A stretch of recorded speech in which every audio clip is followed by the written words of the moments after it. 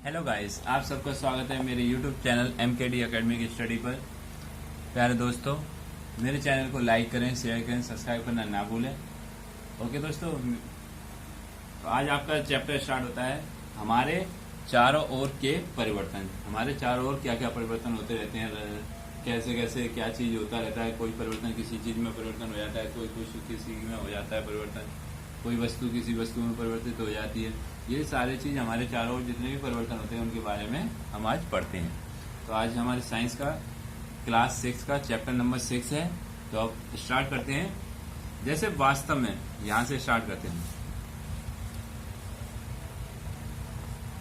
ये देखो, वास्तव में हमारे पास कोई जादुई शक्ति नहीं है, फिर भी हम अपने चारों ओर की कुछ वस्तुओं को बदल सकते हैं। शायद बहुत सी वस्तुएं। क्या आप कुछ वास्तव की सूची बना सकते हैं क्या, जिन्हें बिना जादू का प्रयोग किए बदला जा सकते हैं? चारों ओर हमारे परिवर्तन होते रहते हैं। तो खेतों में फसल समय अनुसार बदलती रहती है, पत्तियों रंग बदलती रहती हैं, सूखकर पेड़ों से गिर जाती हैं, फूल खिलते हैं फिर मुरझा जाते हैं। क्या परिवर्तन आपके शरीर में भी होते हैं?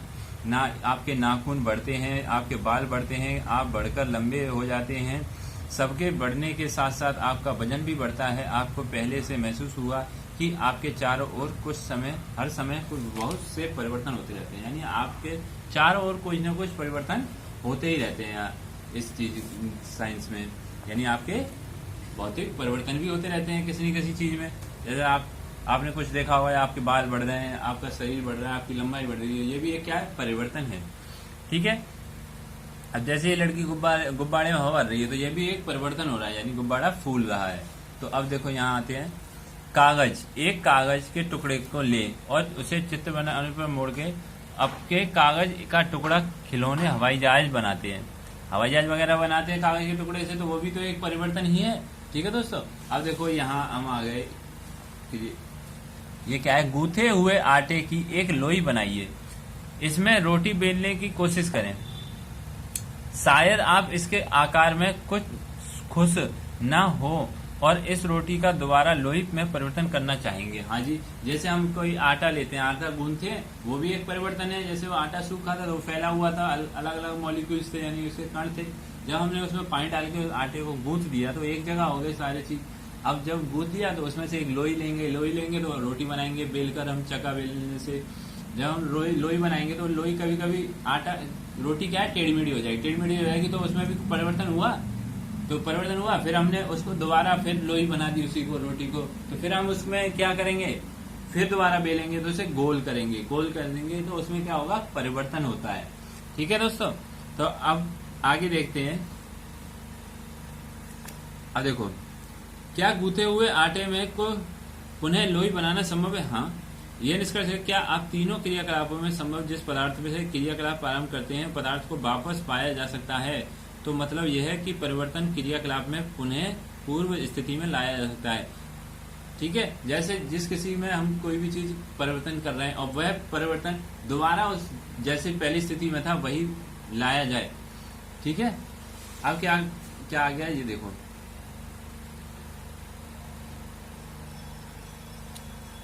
जैसे कागज से काट के ये हवाई जहाज बनाया गया। अब कागज से काट के जो हवाई जहाज बना दिया, अब उसको कागज बनाया जा सकता है। जैसे पहले ऐसा कागज नहीं बनाया जा सकता, ये परिवर्तन पहले ऐसा नहीं होगा तो ये परिवर्तन नहीं होगा। ठीक है। अब देखो नेक्स्ट, गूथे हुए आटे के रोटी बेलकर उसे तवे पर सेकिए। तो तवे पर सेक देंगे तो फिर वो क्या, रोटी पक जाएगी। फिर हम उसे आटा नहीं बना सकते, हम परिवर्तन नहीं कर सकते हैं। ठीक है। यदि आप वही 3 प्रश्न पूछे जाएं जिनके उत्तर अपने, तो जब आप पेंसिल और रबड़ का उपयोग करते हैं, जैसे हम आप पेंसिल और रबड़ का उपयोग करते हैं, जब आप पेंसिल और रबड़ का उपयोग करते हैं तो बार बार चलाने पे क्या होता है? कम हो जाती है। यानी पेंसिल घिसती भी है और रबड़ को आप मिटाते हो जाएगा बार तो रबड़ भी घिसती है। ठीक है दोस्तों। तो ये भी क्या है? एक परिवर्तन होता है, आमाप में परिवर्तन हो जाता है। इस परिवर्तन को क्या कहते हैं हम? जो आमाप में परिवर्तन होता है।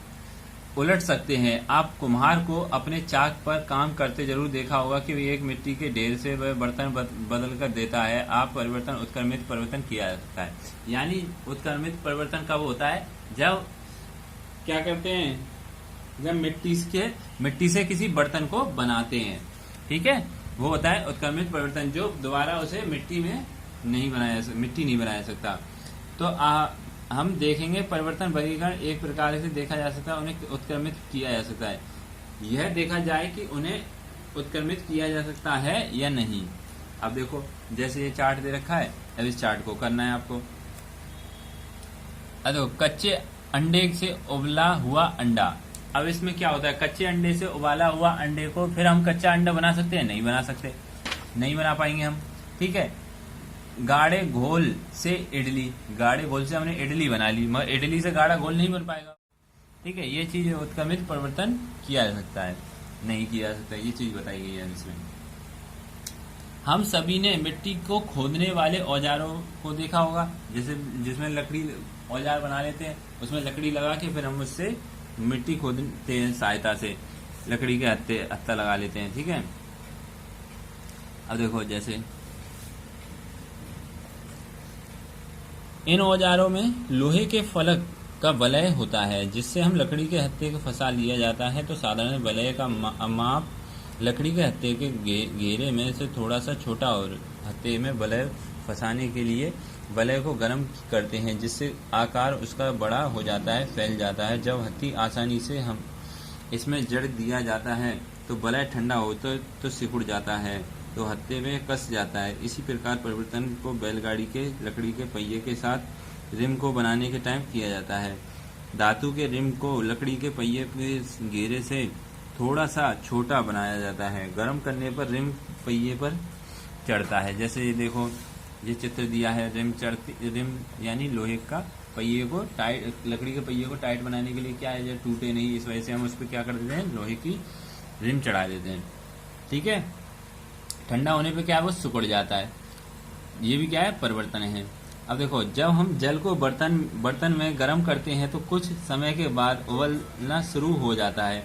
अगर तो देखो, ये चीज, जैसे हमने जल को उबाला अगर लगातार गर्म करते रहें तो जल की मात्रा में घटती शुरू हो जाती है। जैसे हम कुछ जल को गर्म करते रहें किसी पात्र में, तो वो क्या होता है, गर्म होते होते क्या होता है, वो पानी बाष्प में बदल जाता है, नहीं भाप में बदल जाता है।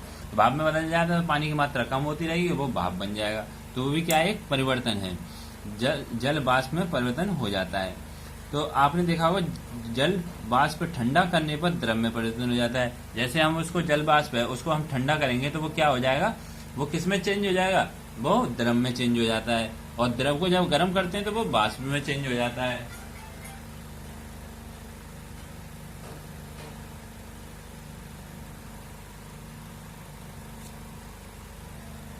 ठीक है दोस्तों, तो यह किस में बदल जाती है, इस जल को बाष्प बर्फ में बदल सकता है। ठीक है, ये होते हैं परिवर्तन। अब देखो, ये मोमबत्ती वाला देखो, एक छोटी मोमबत्ती लेकर अपनी लंबाई स्केल से मापें, इसके उचित स्थान लगाकर जलाएं। तो यह समय के जलने के बाद मोमबत्ती का बुझा दें और पुनः उसकी लंबाई मापें। यानी जैसे आपने मोमबत्ती जलाई तो मोमबत्ती जलाने में क्या, मोम पिघला होगा, मोम पिघला है तो उसकी लंबाई भी कम हुई होगी, पहले की अपेक्षा लंबाई कम हो गई होगी। तो ये क्या है, ये भी एक क्या है, परिवर्तन है। मोमबत्ती की लंबाई में परिवर्तन और उत्क्रमित किया जा सकता है। यानी क्या मोमबत्ती की लंबाई में परिवर्तन को उत्क्रमित किया जा सकता है। हम मोम बर्तन में लें और गर्म करें तो क्या इस परिवर्तन को उत्क्रमित परिवर्तन किया जा सकता है। तो ये चलो हम आगे पढ़ते हैं इसका।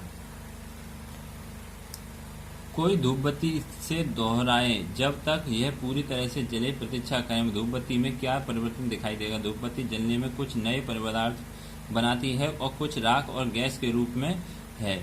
हम इन गैसों को देखें तो नहीं देख सकते, परंतु उनकी मन भावन सुगंध के कारण उन्हें महसूस कर सकते हैं। इस परिवर्तन को उत्क्रमित परिवर्तन कहते हैं। जैसे कोई हमने धूपबत्ती अगरबत्ती जलाई तो वो क्या है, गैस भी देगी और कुछ पदार्थ में भी बनेगी, मगर हम उसको क्या दोबारा किसी चीज को बना नहीं सकते। अगर हम उसको धूपबत्ती दोबारा नहीं बना पाएंगे, वो ऐसे परिवर्तन को क्या कहते हैं, उत्क्रमित परिवर्तन। जिसको कोई चीज हम दोबारा नहीं बना सकते उसे हम उत्क्रमित परिवर्तन कह सकते हैं। इसी प्रकार माचिस की तीली में क्या परिवर्तन हुए जो मोमबत्ती को जलाने में उपयोग किया गया।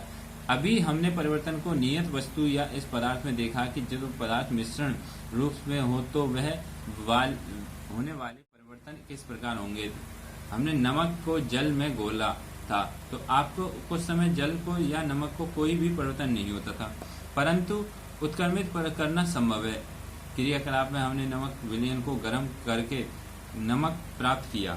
इससे क्या हम जान सकते हैं, नमक पानी में घोलने से हुए परिवर्तन को उत्क्रमित परिवर्तन किया जा सकता है। जैसे हमने पानी में नमक मिला दिया, अब उसको गर्म करेंगे तो पानी क्या भाप बन के उड़ जाएगा और नमक रह जाएगा। ये क्या उत्क्रमित परिवर्तन है। अब देखो, हमने